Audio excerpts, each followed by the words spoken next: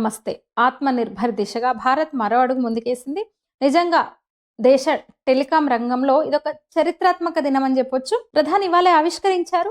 పూర్తిగా స్వయంగా సొంత టెక్నాలజీతో అంటే సొంత హార్డ్‌వేర్, సాఫ్ట్‌వేర్ కలయికతో మనదైన టెలికాం సామాగ్రి ఉత్పత్తిని ఆవిష్కరించారు. BSNL 4G stock.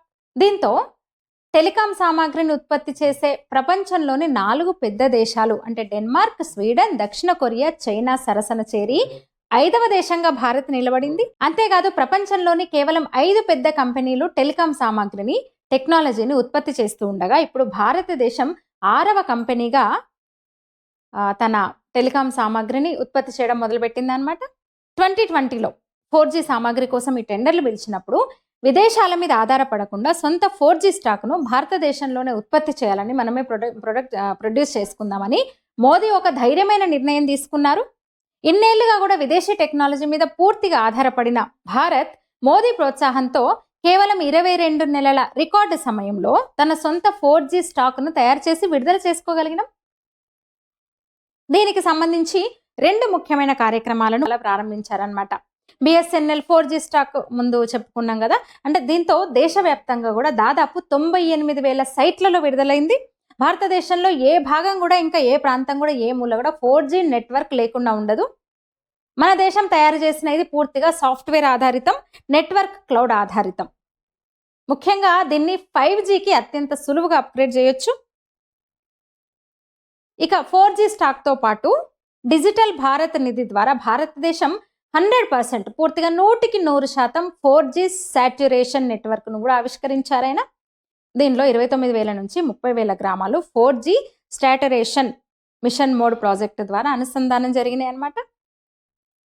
ఇప్పుడు ప్రస్తుతం ఉన్న జియో, ఎయిర్టెల్ మొదలైనవి విదేశీ సంస్థలు అంటే నోకియా, ఎరిక్సన్, హ్యువై వంటి టెక్నాలజీల మీద ఆధారపడి పనిచేస్తున్నాయి. కానీ ఇవాళ మోదీ ప్రారంభించిన ఈ స్వదేశీ 4G స్టాక్ అంటే సాఫ్ట్వేర్, హార్డ్వేర్ కూడా కలిపిన పూర్తి టెలికాం టెక్నాలజీ ప్యాకేజ్ అన్నమాట ఇది. ఇందులో హార్డ్వేర్ కానీ సాఫ్ట్వేర్ కానీ పూర్తిగా మన దేశంలో మనం తయారు చేసుకున్నదే. ఇక మరో గొప్పతనం ఏంటంటే, మరొక విశేషం ఏంటంటే, ప్రస్తుతం ప్రపంచంలో ఉన్న 4G టెక్నాలజీని 5Gకి అప్గ్రేడ్ చేయాలంటే మళ్ళీ కొత్త హార్డ్వేర్ అట్లనే కొత్త సాఫ్ట్వేర్ కూడా అప్గ్రేడ్ చేయాల్సి ఉంటుంది. కానీ భారత్ కొత్తగా కనిపెట్టిన ఈ 4G స్టాక్ కేవలం సాఫ్ట్వేర్ అప్గ్రేడ్ చేస్తే సరిపోతుంది. 5Gకి వెళ్ళిపోవచ్చు అనమాట. దీనివల్ల బోలెడు సమయము, డబ్బు కూడా ఆదా అవుతుంది. ఇక ఈ 4G స్టాక్ని TCS, C.dot అలాగే తేజస్ నెట్వర్క్ కలిపి సంయుక్తంగా 250 కోట్లతో, కేవలం 250 కోట్ల రూపాయలతో డెవలప్ చేసినాయి. ఈ టెక్నాలజీ అంతర్జాతీయ స్థాయి వ్యాపార పోటీల్లో పాల్గొనే అవకాశాన్ని మనకిస్తుంది. ఎంతసేపు విపక్షాలు మోదీ మీద ఏడుస్తుంటాయి, మోదీ ప్రభుత్వం మీద, అంటే ప్రభుత్వ రంగ సంస్థలను అమ్మేస్తున్నాడు మోదీ, వాళ్ళు వేగ్గా చేస్తున్న ఆరోపణ అనమాట. అయితే దేశంలో ఏ ప్రభుత్వ రంగ సంస్థ చూసుకున్నా కూడా మన్మోహన్ పాలనా కాలంలోనే ఎక్కువ దివాలా తీసినాయి. మన్మోహన్ పాలనా కాలంతో పోలిస్తే ఇప్పుడే పటిష్టంగా తయారై లాభాలు ఆర్జిస్తున్నాయి. యూపీఏ టైంలో దివాలా తీసిన బిఎస్ఎన్ఎల్ పునరుజ్జీవానికి 69,000 కోట్ల ప్యాకేజీని ప్రకటించి లాభాల్లోకి తీసుకొచ్చారు మోదీ ప్రభుత్వం.